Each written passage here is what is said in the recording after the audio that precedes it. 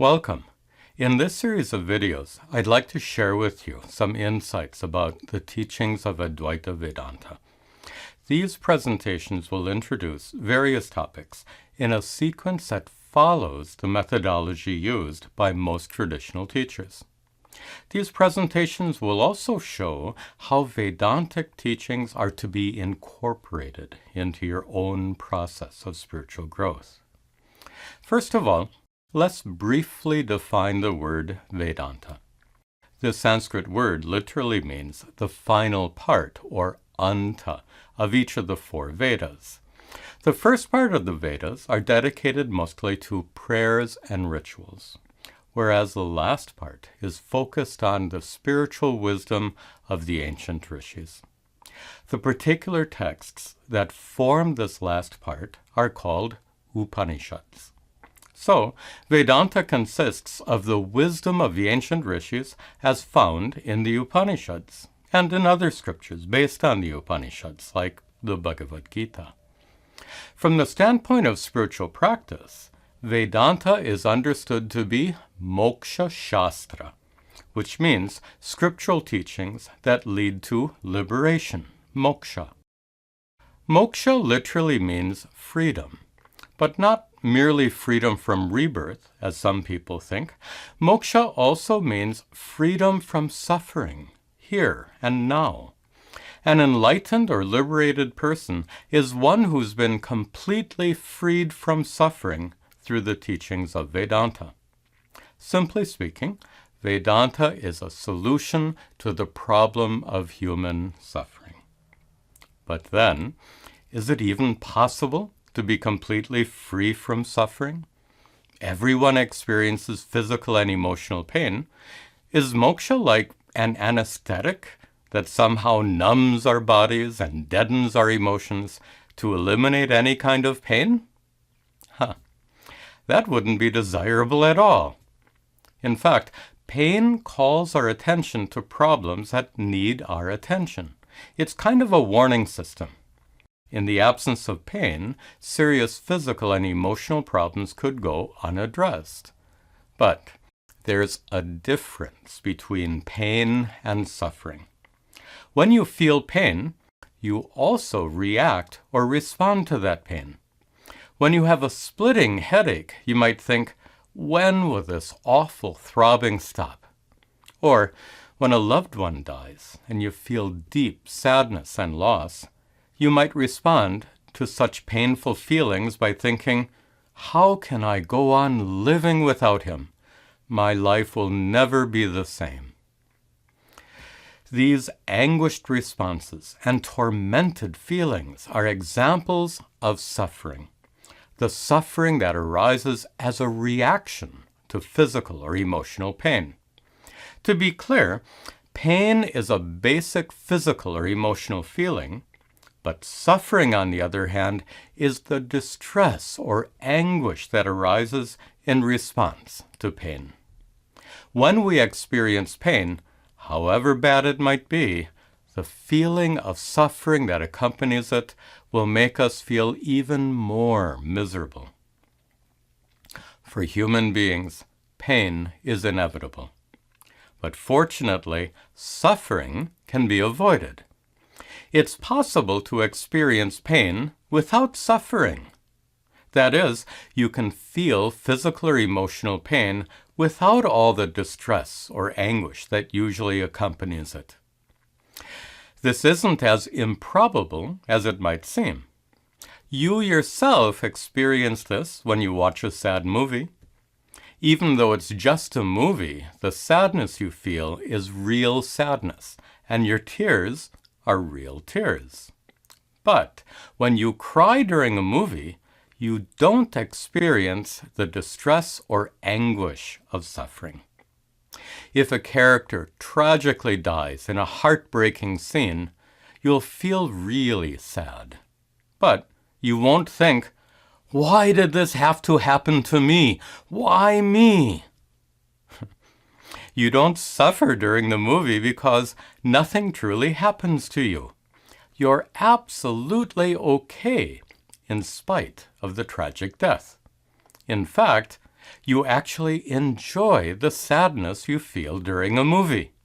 So, if you can enjoy movie theater sadness, do you think it might be possible to experience real-life sadness without any suffering? It might be possible, but only if physical and emotional pain doesn't truly affect you.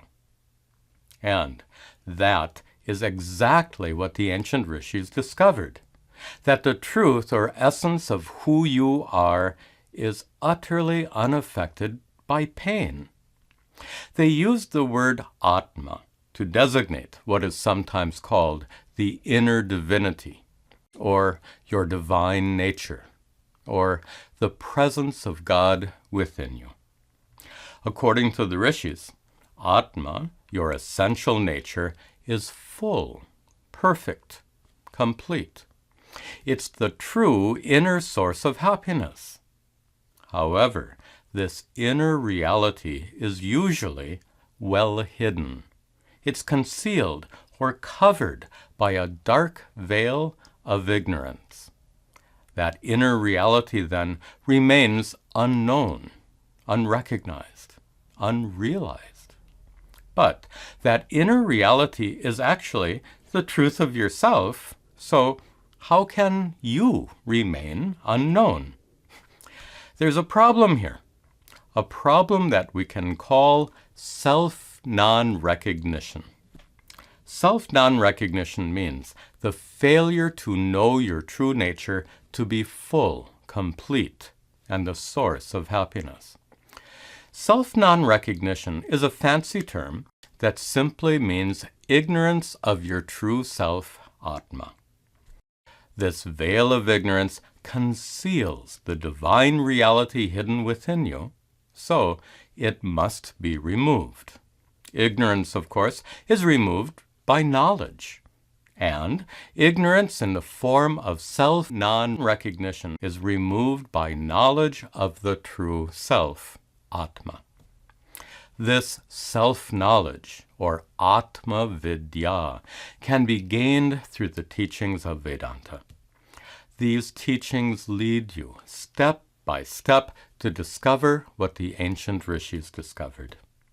The discovery of your true nature is called liberation or moksha because it results in complete freedom from suffering.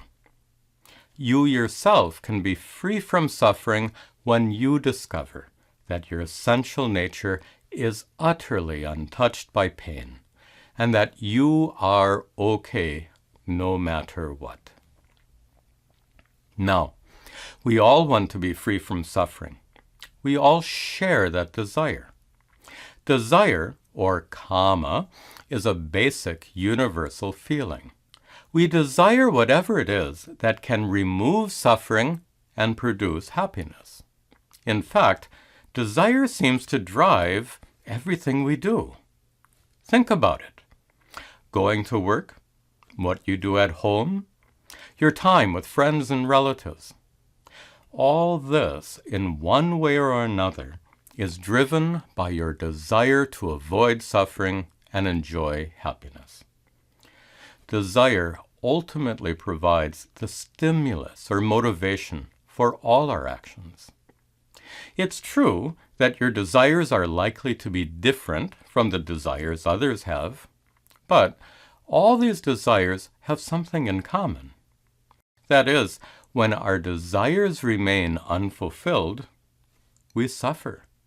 We feel deficient or incomplete. We feel that something is missing. But by fulfilling desires, we seek to remove that feeling of being deficient or incomplete.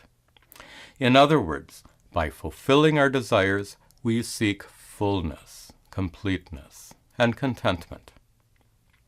Okay, now we're ready for one of the most important questions in this inquiry.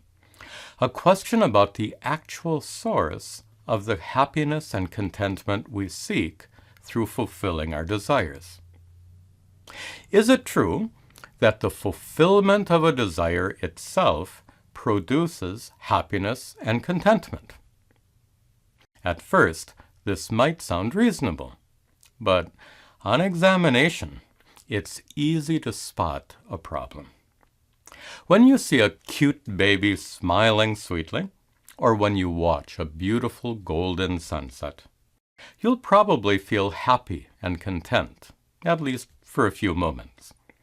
But what desire did you fulfill by seeing that smiling baby or beautiful sunset? Now you can see, without fulfilling any particular desire, you can feel happy and content. So we have to conclude that fulfilling desires is not the actual source of happiness and contentment. Then, what is the actual source of happiness and contentment? The answer to this question is found in a universal truth that you already know. The true source of happiness lies within you. The same truth was expressed by the ancient rishis. And even though many people understand this intuitively, it's really important to know how and why it's true. Here's an anecdote that will help.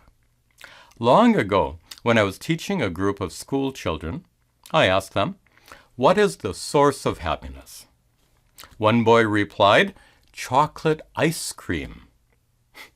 "Okay," I said, "if a scoop of ice cream is the source of happiness, what would you say about 2 scoops?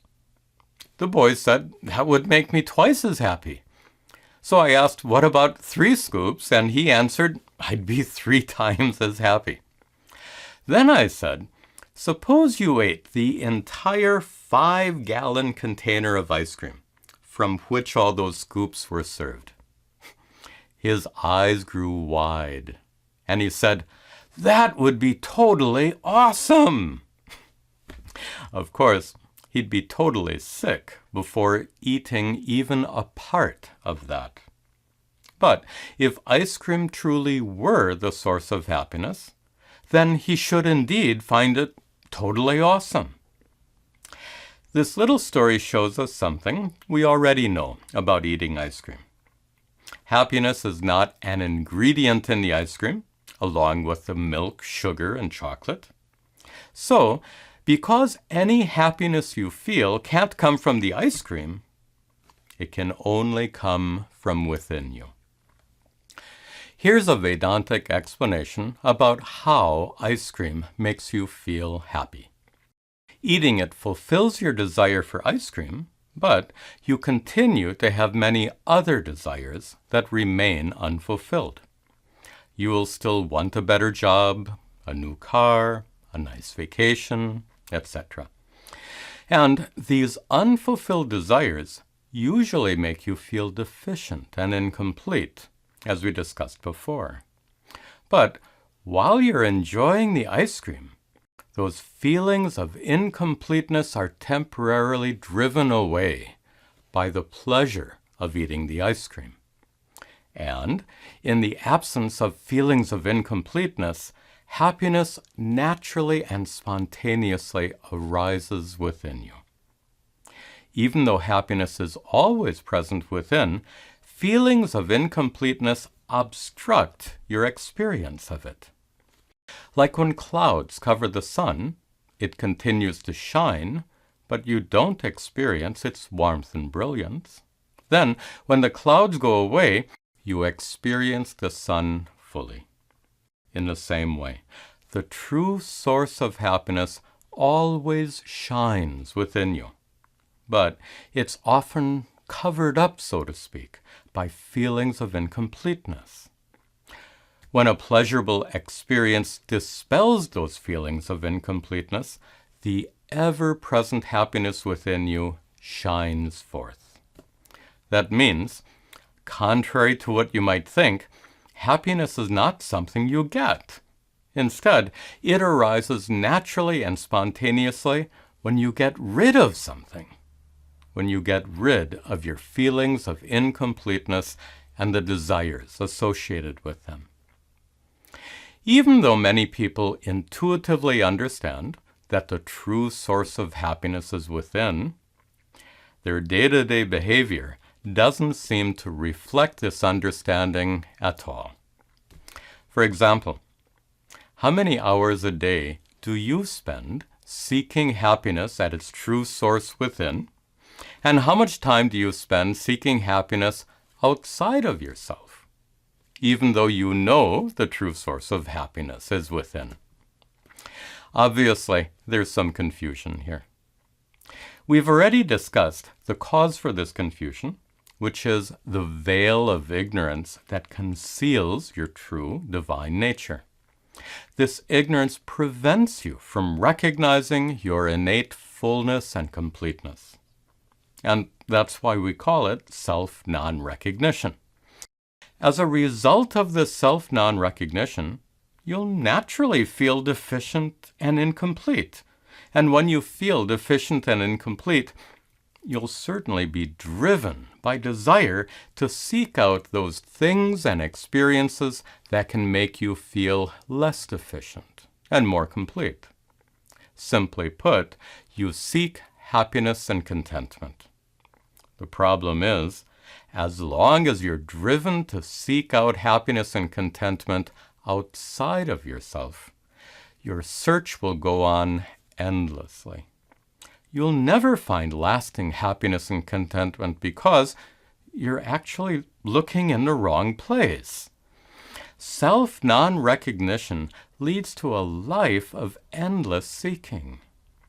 This search is punctuated by moments of happiness, no doubt, but it never culminates in finding perfect peace and uninterrupted contentment. There's a delightful story that's often used to illustrate the problem of self-non-recognition. It's called the 10th man story, even though it usually refers to 10 boys. These boys were brahmacharis, religious students, who lived and studied with their guru in a traditional school, a gurukula. When a particular religious festival was approaching, the guru instructed his 10 young disciples to go on a pilgrimage to a special temple for the celebrations. The guru himself was too old to make the journey, which required several days of travel on foot, over fields, through forests, and across rivers. When the boys were en route, one of the rivers they had to cross was too deep to wade across, and no ferry boat was available. So, one by one, they each swam across the river.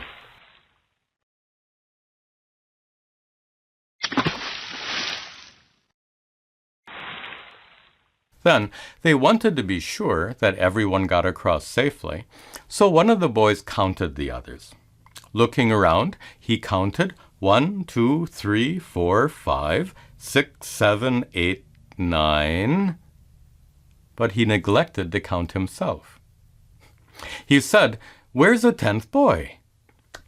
Another boy thought there was a mistake in that tally, so he counted 1, 2, 3, 4, 5, 6, 7, 8, 9. He also neglected to count himself. Eventually, each of the boys counted the others, and each neglected to count himself. They were soon stricken with fear, thinking that one of their classmates had gone missing. Then they began to run about frantically, looking for the missing boy. They looked upstream and downstream, in the fields and forests on both sides of the river. But they couldn't find their missing classmate. Before we continue with the story, you can see how nicely it illustrates the problem of self-non-recognition. Each of the boys failed to count himself, and as a result, each of them was actually searching for himself. In a similar way, we fail to recognize our own true natures as being full and complete. We fail to recognize the true source of happiness present within. And as a result, we end up searching for happiness outside of ourselves, looking for the happiness that actually lies within.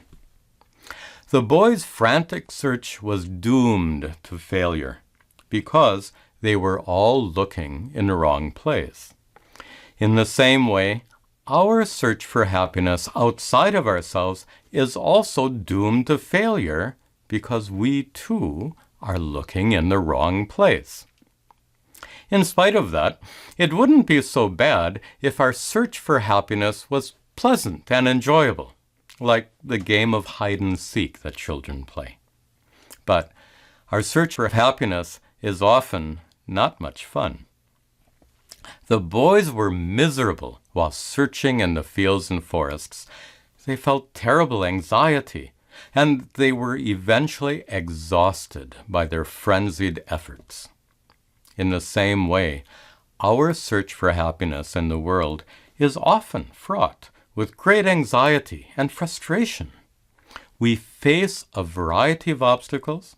We struggle to overcome a great number of difficulties, and we may eventually find ourselves exhausted by all this effort. Let's return to the story. After several hours of panic-stricken searching, the boys gathered together and started to weep. They had come to the conclusion that their classmate had drowned in the river and was swept away by the current. A passerby happened to see this group of brahmacharis sobbing on the riverbank. He asked what had happened, and as they narrated their tragic story, he could easily see that all 10 boys were standing there. He was able to surmise that each of them had failed to count himself. So he told the boys that their classmate was indeed alive, and that he was standing amongst them right now. Each of the boys looked around for their missing classmate and were deeply disappointed not to find him. They wondered if the passerby was playing a cruel joke on them. The problem was, they were still looking in the wrong place. Even though the passerby told them the truth, that wasn't enough. Something more was required to dispel their ignorance. In the same way, when we are first exposed to the teachings of Vedanta, we soon learn the great truth revealed by the rishis, that our true nature is divine, full and complete. Yet, like the 10 boys, we too don't really get it at first. Even though we understand the words of the rishis, it's not enough. Something more is required. What's missing? The last part of the story will make it clear. One of the boys said, "How could our missing classmate be here right now?" The passerby took him aside and asked him to count once again. The boy counted 1, 2, 3, 4, 5, 6, 7, 8, 9. And then the passerby said, "You counted 9, but you didn't count yourself. You are the 10th. Then the boys immediately realized that each of them had failed to count himself. And they were immensely relieved to know that no one had actually drowned. This story not only illustrates the problem of self-non-recognition, it also demonstrates a basic principle of teaching, a principle based on the difference between telling and showing. Merely telling students about something is not enough. Students must be shown. They must be led to personally discover what the teacher wants them to understand. Therefore, the methodology used in teaching is just as important as the material being taught. Without an effective teaching methodology, students will never understand. And this is most certainly true of Vedanta. What makes Vedanta unique is not what it teaches, but rather how it teaches. Other spiritual traditions also profess that your true nature is divine, full and complete. But what distinguishes Vedanta is its powerful and meticulous teaching methodology. At the heart of this methodology is a practice called atma vichara, or self-inquiry. So Vedanta doesn't merely tell you that your true nature is full and complete. Instead, it uses its unique methods to lead you step by step by means of an inward-turned process of self-inquiry, atma vichara, which culminates in the discovery of what the ancient rishis discovered. Discovery of your innate fullness and completeness, which is the true source of happiness. That very process of self-inquiry will form the basis for our next discussion. Om Sarve Bhavantu Sukhinah Sarve Santu Niramayaha Sarve Bhadrani Pashyantu Ma Kaschid Dukkha Bhag Bhavet Asato Ma Satgamaya Tamaso Ma Jyotirgamaya Mrityorma Amritangamaya. Om Shanti Shanti Shanti.